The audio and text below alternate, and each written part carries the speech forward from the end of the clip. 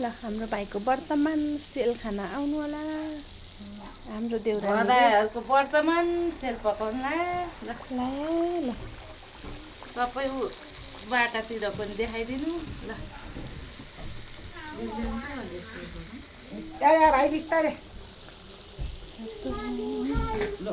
हाम्रो एकदम पुरानो घर है यो ल हेर्नुहोस् होला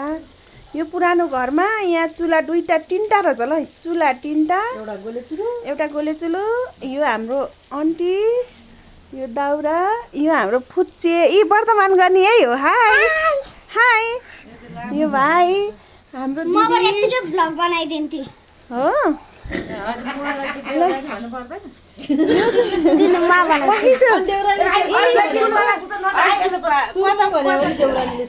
यिनी चाहिँ मेरी कान्छी देउरानी के गर्नु सेल डढाइरहन्छन् पटक्कै भने नमानेर बाबा कति गाह्रो छ मलाई ल राम्रो पारे हाल त सेल ल धन्यवाद सेल पकाएकोमा धन्यवाद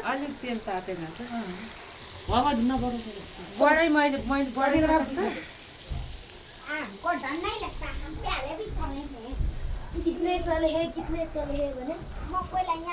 अँध्यारो भयो है यो भिडियो चाहिँ ठिकै छ ल भयो रातै गर्नु न यो फर्काएको झिके गर्नु पनि अलि आगो भएन कि कता ग्यास बढाउनु पर्यो योभन्दा तेल नताती हालेर हो के कति राम्रा सेल पकाएका आमामा हाम्रो आन्टीले राधिदिएको ए हेर्नु यहाँको सेल पो राम्रो भइथ्यो त यो त तेलै नताती हाल्न लाएर अनि काँडा कहाँ हुन्छ त ल सेल खान मन लाग्ने जति यहाँ आउनु होला जति यहाँ आइस्यो ल यो बाक्सामा नि छ है देखाउ बत्ती ल यो त भएन यो सेल त सेल किन भएन भइरहेको होइन ढङ्ग हुनु पर्यो नि ढङ्ग तेल नताती हाले ल अहिले कस्तो रहेछ ढङ्ग रहन्छ कि यो तेल नतातेर त अहिले यो सेल पाकेको थियो हेर्नु हो र ल फेरि यता जोडिदिइहाल्छ भने टेली होइन फिटिकै देउरानी भएर चिहाल्नु हेपिसक्यो अलि युट्युबमा है भयो गाली गरेर गरौँ न ल यहाँ पस्नु अब यो सेल कस्तो काँडा गुन्जे भन्छ अघि तेल नताती हालेर हो र चाहिँ कि क्या होला है साथीभाइ हो ल हेर सेल हो गाली फिर्ता गाली फिर्ता ल धन्यवाद ल हेर्नु कति राम्रो सेल पकाएको हो यो हिनाजुको बनायो भने हिनाजु तलै होइन र दिदीलाई पनि हिनाजु भयो मलाई होइन लक्ष्मी देखाइरह है अन्त आइज त पनि सेल खानलाई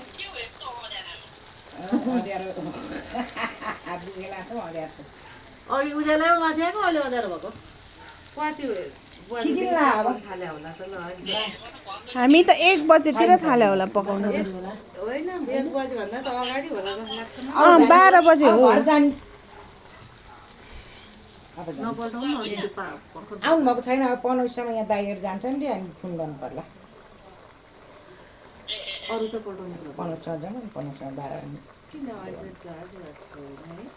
अहिले यहाँ भाइहरू छन् निरोध छ निरोध दिन्छ नि ए नानी तँलाई चाहिँ नि के कस्तो छ त फेरि के भने कि दिदीले दिदी यहाँ सेल पकाउनु भिउ खेल्न लाग्छ के गर्छस् र देउरानी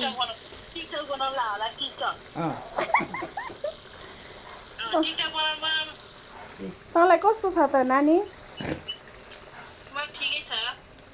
भने के गर्नु भाइ राम्रो ख्याल गर है हुनु हुने गरे ऊ फोन गरे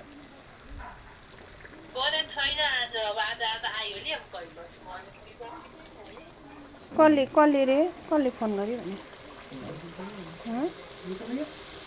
डाइरेक्टले ऊ गर्नु के गर्नुपर्छ भने सल्लाह गर्नुहोस् ऊ वहाँ पोखरा गइसक्यो जहाँ दिनु गएको छ ए हेर्नु अहिले के अरे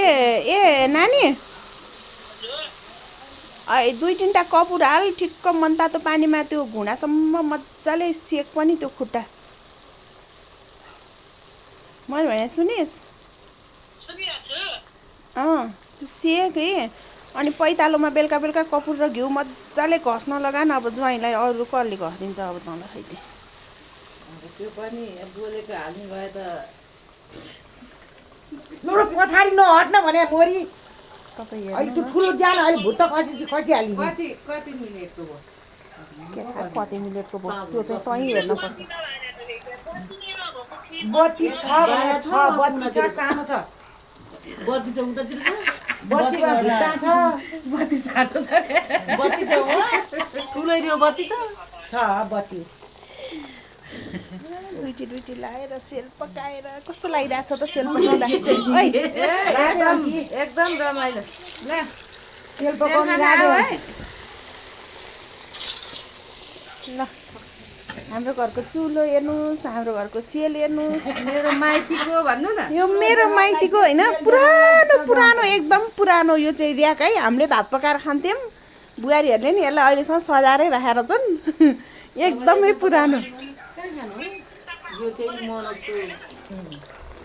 मनसको डरी भयो रानी भयो कोठा बसेर भयो त लामो भइसक्यो बेच्नु भयो त्यो त